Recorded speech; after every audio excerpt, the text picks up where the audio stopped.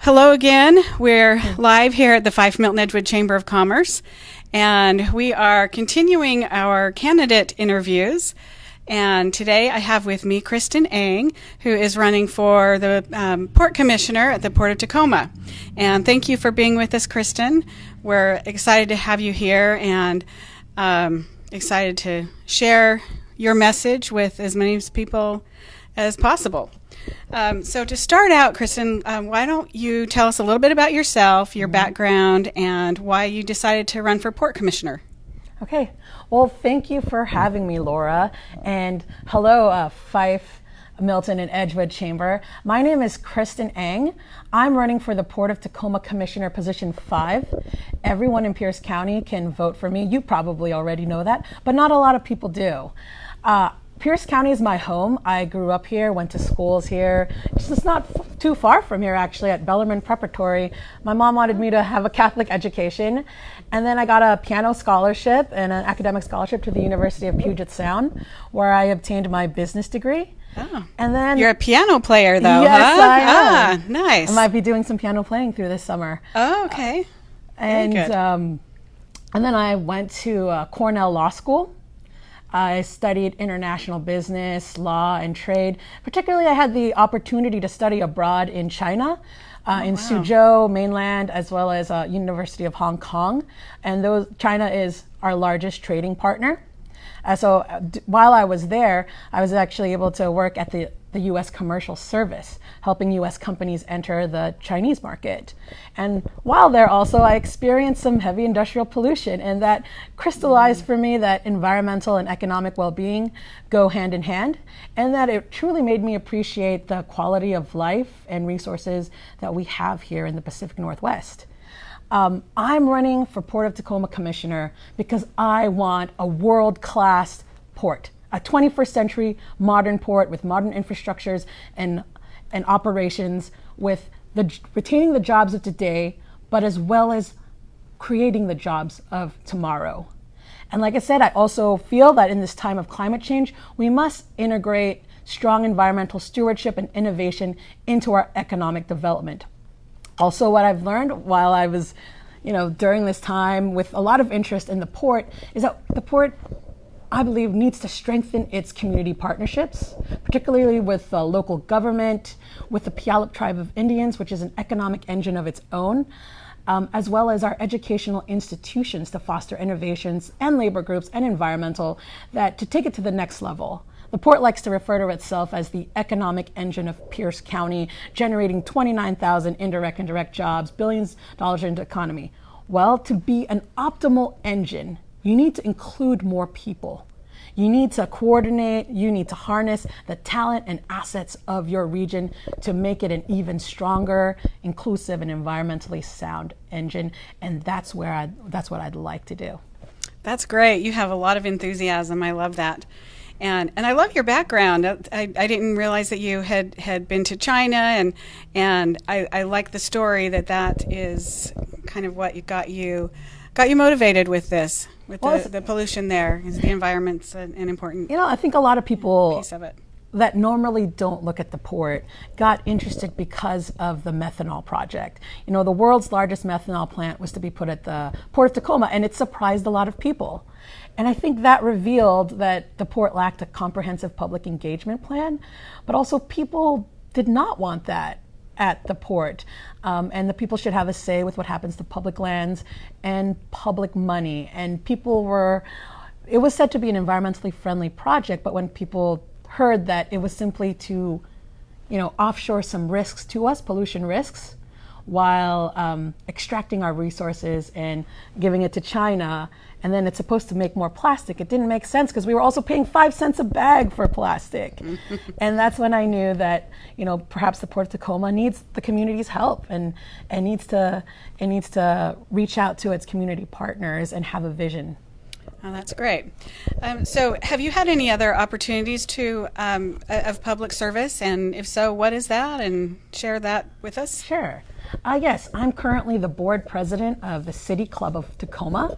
It's a long-time organization started in 1984 when women were excluded from civic life in some ways. They were not thought of as I guess, essential. And it was a time of renaissance for Tacoma, and professional women wanted to have a say. And so they created this organization. And it's a nonprofit, nonpartisan organization that brings people together. And we make it possible so that people have access to their publicly elected officials. We recently had State Representative Chris Gildon and Representative Mari Levitt on our June 5th program.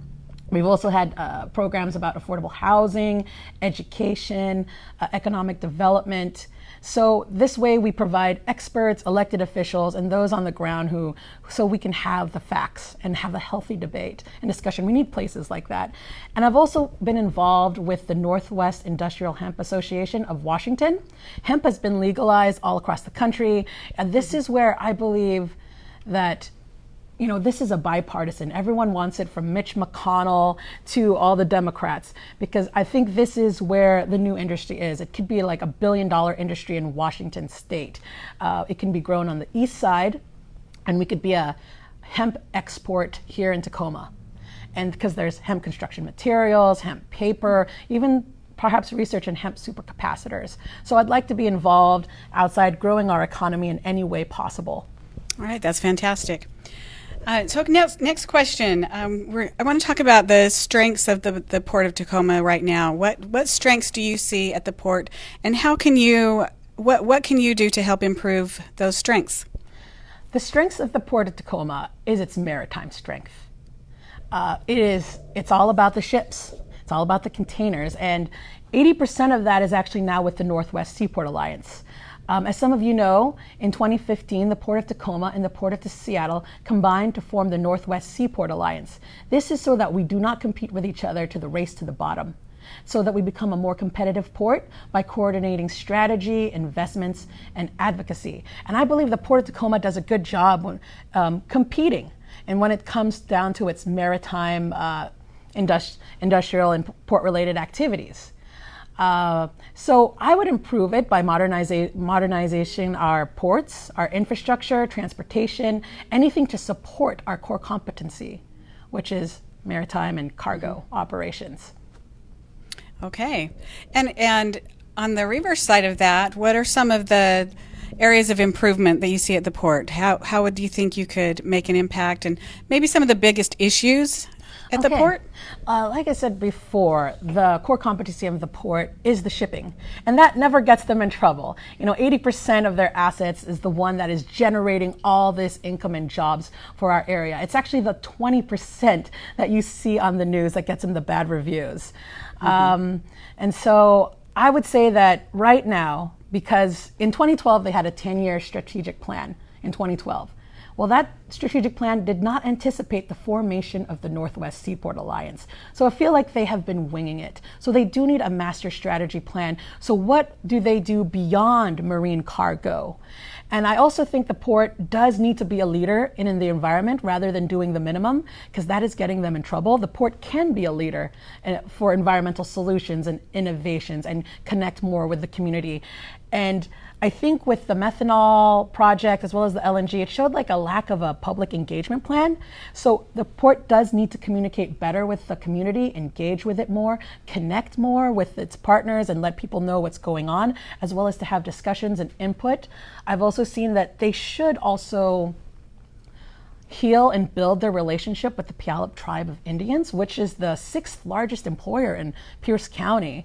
And they're an economic engine of own, and they have prime piece of property right there on the port, and that could be developed if they so choose. Rather than look, I think we just need to heal those historical tensions, because together we could have a really great economy if the port and the tribe gets together and starts building projects together. Yeah.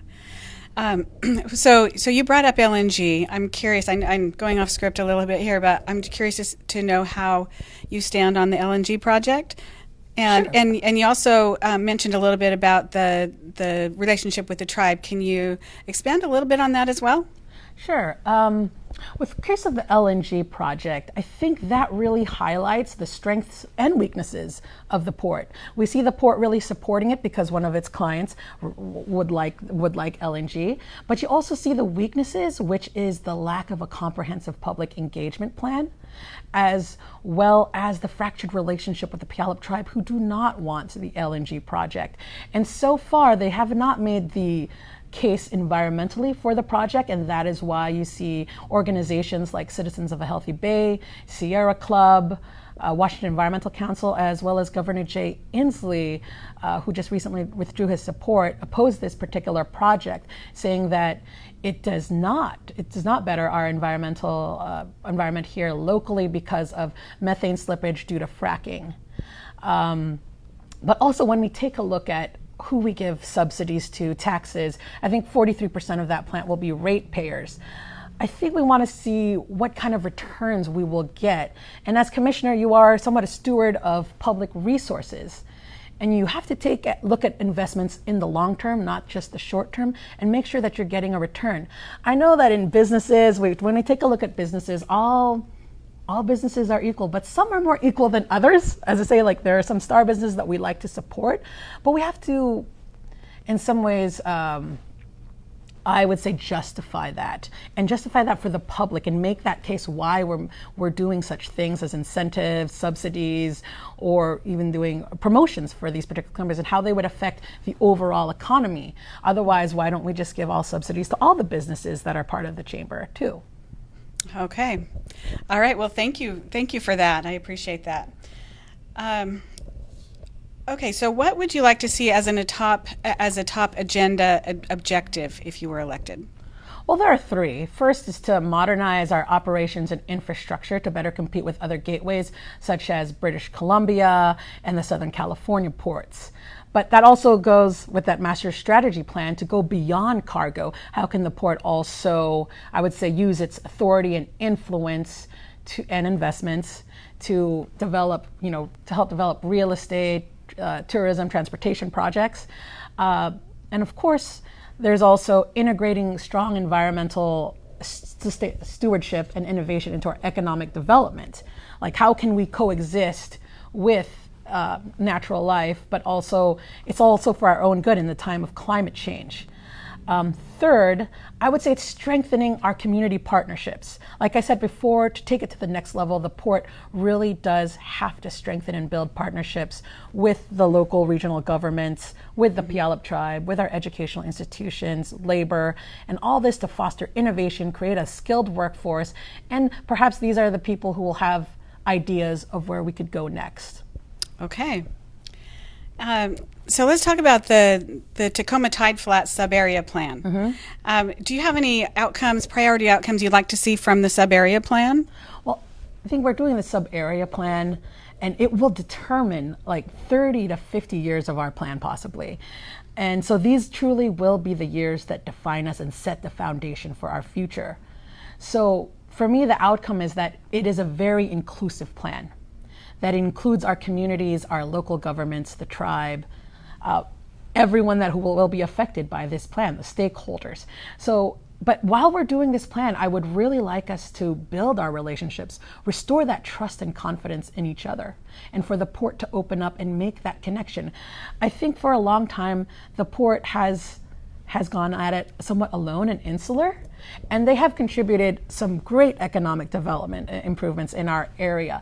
But I think to take it to the next level, they really need to open up and connect more with our community and just trust each other and to restore that trust. Mm-hmm. And like you said with the tribe, that is a long history, 100 mm-hmm. years, even mm-hmm. beyond that. Mm-hmm. And the land claim settlement, even with this LNG. And it's going to take some reconciliation, some time, some trust and patience, and willingness to acknowledge where we went wrong and where we can go right, and how can we build together and reconcile together to move our economy forward. And I do have the support of the Puyallup Tribe of Indians for my campaign, and I think it is about working in good faith with our community partners and our cities, and I also have the support of Tacoma Mayor Victoria Woodards. Okay, well, thank you. And you mentioned a couple of times about communication, and How do you see the port interfacing with the South Sound community in general, and how do you think that can be improved? Well, I think, admittedly, even the port believes that it needs improvement there. And it's because there's a lack of a comprehensive public engagement plan. In some ways, for a long time, I think the port simply just did things, and everyone else was surprised by it, maybe. And that can no longer be, because in some ways we're all growing. And you hear this word smart growth or coordinated investments. In this economy, people can't go at it alone. No government, no port, no city. You have to be invested together. You have to if the port should be an innovative leader, it should be a uniter. It should be open. And in some ways, that is the direction and culture it should be going to. And it should be enhancing each and every business and government and work with the tribe. And that means, I guess it's staff partners to know the other staff of the other governments. Sure. Local governments. Yeah, okay. Okay, moving on. I want to talk about economic development now. Oh. And how can we be leveraging the work on economic development outside of the port to attract, retain businesses and family wage jobs? Well, I'll briefly touched about what I talked about before, which was strengthening partnerships. One of them was through educational institutions. We have great educational institutions here: Bates Technical College, TCC, Clover Park, University of Puget Sound, PLU. If I forgot you, it's not intentional. But and even high schools. So this is where you can actually get that innovation, foster that innovation, create that skilled workforce, have professors and students, our brightest mind, address the issues of the port: economic development, solution, environmental innovation. Use this resource. Create together, create that synergy, as well as labor. Have a community workforce agreement. Have a workforce development committee. Make sure that these port-related, opportunities and jobs are connected to our community, that they get the first dibs too. That we expand access to small businesses, to our what that live here first. Yeah. But second, also, if we take a look at Frederickson, what and where is the next Frederickson? If, as some of you know, in 1968, the port purchased 500 acres of property in Frederickson to make it an industrial hub, a manufacturing and distribution center, and that investment paid off. Today, Frederickson is huge. There are many companies there, from Boeing to Best Buy, and it's created 4,500 jobs. And that particular investment, that is done. So where is the next Frederickson? Let's not limit ourselves to say, we're going to do the next Frederickson, but perhaps we will, but maybe some kind of idea like that too. And third is transportation projects. It is widely considered that the best investments of public funds is transportation, because it boosts the local and regional economies. It'll boost productivity, it'll raise your property rates, and also the secondary benefits is energy efficiency and public health and congestion, relieving congestion, as people here in Fife. Yeah, as right now, yes, we're looking out here and see a lineup of cars along the road. Yeah, so, right. I mean, I've wanted to eat in some of the places here. I was like, but I know there's traffic. Yeah, yeah, traffic is definitely an issue. And I want to talk a little bit more about that in just a second, but I want to also note, just mention that we have a few people watching, and if anyone would like to ask a question, feel free to ask a question here. We will see it on the comments that will come up live, but we see, I know that Dawn Zazimovich is watching, and Kendra Brubaker Benoit. And A.J. Williams. And that's Aaron. I have more to add to that last question. Yeah. We can also create a tech hub. Okay. We already have, this is one of the largest tech sectors in the country is, Seattle-Tacoma corridor here. And it's even growing within our particular universities. And we could connect that to the port, because the port does need to attract and retain and possibly grow the small businesses, or come up with entrepreneurs that will address the port's needs for environmental security, logistics, that will support port-related opportunities, and maybe even like environmental tech solutions to its issues of underwater noise, pollution, and stormwater technologies, and even maybe fuel research. Okay, that's fantastic. So talking a little bit more about transportation, how do you see public transportation and freight mobility partnering to reduce congestion, increase transit ridership, and get goods to the market faster? I think this is a particularly important question for the Fife, Milton, Edgewood area. The Port of Tacoma does need to partner with the city of Fife to relieve the congestion and get that freight faster to the I-5 corridor. And the port does need to be a good neighbor to Fife Milton, because some of these businesses are being affected. The restaurants and the service businesses here are being affected by the traffic and congestion. Also, to be a competitive port, freight needs to flow freely. And when intersections or rail lines are down, like there's some traffic at the port, it's hard to get out of there. That that inhibits freight from leaving. But also, single occupancy vehicles on the road also creates traffic. So if there is carpool programs with Pierce Transit, as well as trying to figure out solutions and ways that we can get port workers here using multimodal approaches. I know that the chamber for many, many years have been not just our chamber, but surrounding chambers, and a lot of, not just chambers, but a lot of people have been working really hard on transportation, and we're able to get the transportation package passed several years ago to complete 167.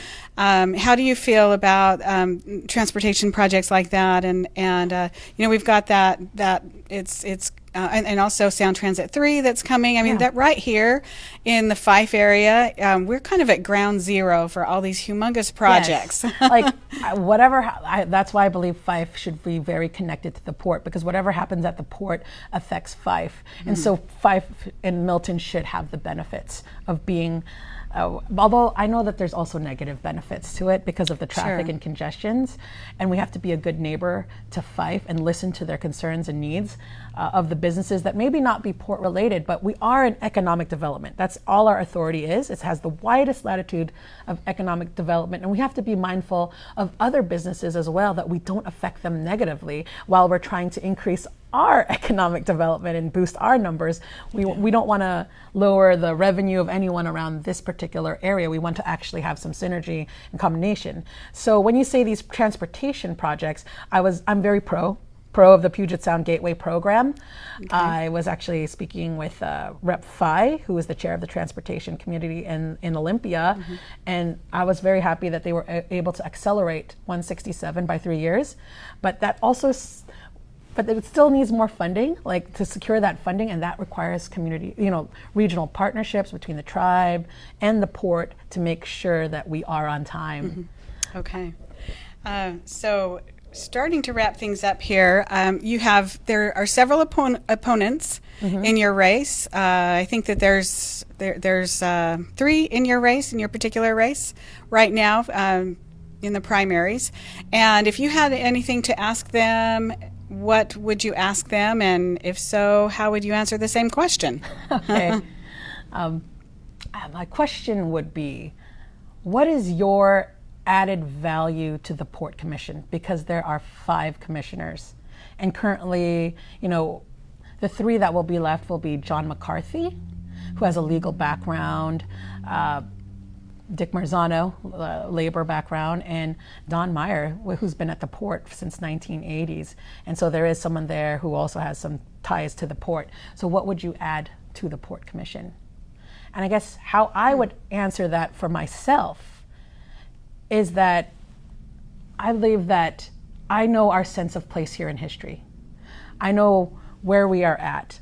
Like right now, the port is going through so many changes. Like I said before, we're trying to reconcile these historical tensions between the port and the city and the Puyallup Tribe of Indians, as well as get that connection together, going to that next level. But also the port just entered the Northwest Seaport Alliance to better compete. It's almost like it has to do the same thing. It has to connect with our communities to become this particular alliance to compete globally and also to have a better economy. And also in this time of climate change, the port should know that it should be a leader, an innovative leader that integrates, like I've said before over and over, environmental stewardship and innovation into its economic development. And what I can do is I can be a bridge, and that's why I have support from various groups and people, and I can reach certain groups, maybe probably environmental, Puyallup Tribe, and other peoples that I don't think my opponents can as better, and inform that trust and that confidence and that good faith, and as well as know that where we're going together. I think my emphasis is a uniter, a leading port, an innovator, a world-class port that can get us going and coordinate with the entire region. Okay, that's great. Thank you very much. And then finally, do you have any final thoughts you'd like to add? Anything else that you'd like to share with people? Maybe share your website and Sure. information to find more info about you. I could share my website. It's www.kristin4port, and that's a number 4. And please vote by August 6th, 2019 is the primary. That's a Tuesday. Is that a .com or .org? Oh, .com. Did I say .org? I don't think you said. But one more thing I do. Like, when I said about community, and I think that means everyone, it's inclusive about the port. Many times people think that one commissioner, that's all it's going to take. But to move our economy forward, it will really take all of us. And sometimes I feel that, residents and citizens are no longer being asked. And I want to ask you to serve our port, to put in your energy, talents, and minds to making our economy a better economy, a cleaner and more prosperous. Okay. Well, before we end, I see Susan Johnson has asked a question.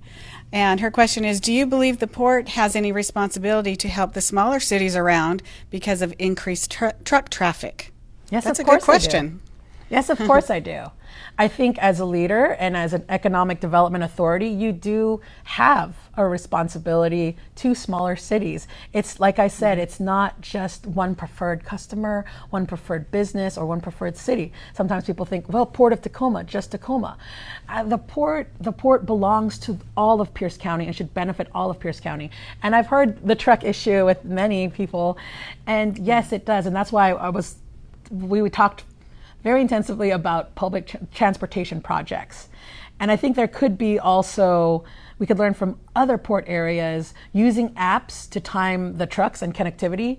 I think that's what really the future is being more connected. So ports connect with each other. You will know in real time where your product is. The trucks will know when they really need to pick it up instead of lining up or idling by in some small cities. So there could be better timing, as well as maybe some areas have had trucks do it more I would say at night, but that I have to check how that would affect the port. So really utilizing technology. Utilizing technology and apps to see where we go with trucks, as well as I've seen also a trend of the people investing, like Mercedes-Benz is a manufacturing plant in Oregon to have electric trucks, and so is Tesla. So that will take care of the diesel particulates so that our health is not affected. Because I often read that the health of the people of Pierce County and Tacoma is less than up in King County. And I think that's partially due to diesel particulates. Yeah. Well, thank you, Susan, for that question. I know that Susan is up in Milton, and I'm sure that's kind of what she was referring to, because Milton has seen a big increase in traffic, and with technology, with Google Maps, you see it reroute you and through the small towns, and so some of these smaller towns have been seeing increased traffic through their areas. So I think right now we're putting in the investments, the foundation, and we might not see the effects till a couple of years later, but maybe the apps can somewhat mitigate that for now, the technological apps. When you say smaller cities and small businesses, that's also where I'd like to also focus on, like how do we expand community access and port-related opportunities to the small businesses in Pierce County? Like how can they be part of trade? How can they be part of the port businesses? And that's where I'd like to make them more aware how they can earn, make more businesses or earn more revenue that way. Okay. Wear and tear on the roads is what she says. Yeah, yes, yeah, definitely. We do need to. Oh, well, so that ends our interview, our questions, and I want to thank you so much for coming today, and thank all of you for watching. And please make sure to share this video and all the other ones that we've been doing. It's a great way for people to get to know the candidates. We haven't always had this opportunity of really getting to know the candidates, and this is something that is a fun new thing that we're doing, and hope that everyone enjoys it. And join us again for our next interview, which will be on Monday afternoon, I believe. I'm not even sure what time. We'll be announcing it on the Chamber website, but we will be interviewing another one of the candidates from the city of Milton. So please look forward to that, and we will see you on Monday. Thank you for watching. Mm-hmm.